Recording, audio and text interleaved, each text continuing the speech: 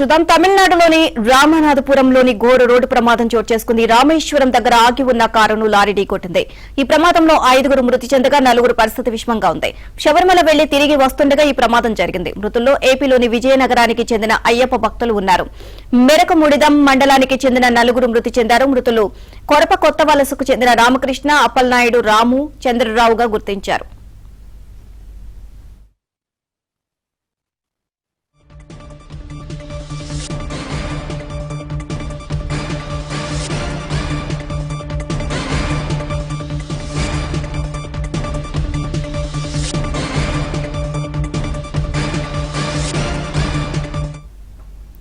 తమిళనాడులోని రామనాథపురంలో ఘోర రోడ్డు ప్రమాదం జరిగింది. రామేశ్వరం దగ్గర ఆగి ఉన్న కారును లారీ ఢీకొట్టింది. ఈ ప్రమాదంలో 5 మృతి చెందగా 4 పరిస్థితి విషమంగా ఉంది. శబరిమల వెళ్లి తిరిగి వస్తుండగా ఈ ప్రమాదం జరిగింది. మృతుల్లో ఏపీలోని విజయనగరానికి చెందిన అయ్యప్ప భక్తులు ఉన్నారు. మెరకముడిదం మండలానికి చెందిన 4 మృతి చెందారు. మృతులు కొరప కొత్త వలసకు చెందిన రామకృష్ణ, అప్పలనాయుడు, రాము, చంద్రరావుగా గుర్తించారు. తెలుసుకుందాం. సిరి, రోడ్డు ప్రమాదానికి సంబంధించి పూర్తి అప్డేట్స్ ఏంటి? గాయపడిన వారి పరిస్థితి ఏ విధంగా ఉంది?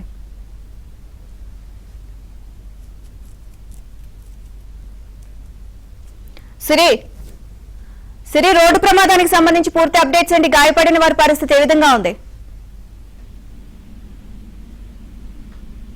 రామనాథపురం జిల్లా కేకడే సమీపంలో ఈ రోజు అర్ధరాత్రి అంటే తెల్లవారుతున్నటువంటి సమయంలో 2 కార్లు ఒకదానికొకటి ఢీకొన్నాయి. ఈ ఘోర రోడ్డు ప్రమాదంలో వాహనాల ముందు భాగం అంతా కూడా పూర్తిగా ధ్వంసమైంది.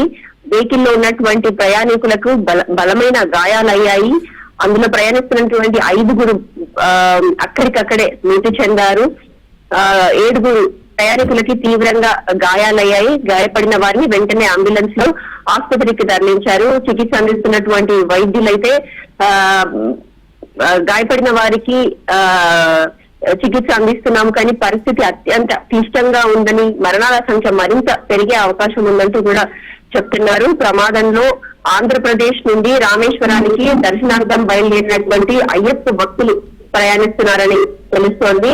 మరొక వెహికల్ ఏరువాడి వైపు వెళ్తుండగా ఈ 2 వాహనాలు ఒకదానికొకటి బలంగా ఢీకొన్నాయి. సమాచారం అందుకున్న వెంటనే పోలీసులు ఘటనా స్థలాన్ని చేరుకొని అక్కడ పరిశీలన నిర్వహించారు. రోడ్డు పైన 2 వాహనాలు చెల్లాచెదరగా పడి ఉండడం ప్రమాద తీవ్రతను తెలియజేస్తుంది. 2 కార్ల ముందు భాగం చాలా నిజ్జు అయిపోయినట్టు మనకి తెలుస్తున్నాయి విజువల్స్ లో.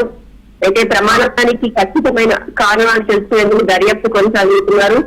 డ్రైవింగ్ వేగం అలాగే నిద్రలేని కారణంగా ఈ ప్రమాదం జరిగి ఉండొచ్చని అంచనా వేస్తున్నారు. ఈ ప్రమాదం రాత్రి వేళ జరగడం వల్ల ఇప్పటికే లోపల ఉన్నటువంటి ప్రయాణికుల వివరాలు అలాగే బలమైన కారణాలు అనేది తెలుసుకునేటువంటి ప్రయత్నం చేస్తున్నారు. Right, thank you Siri.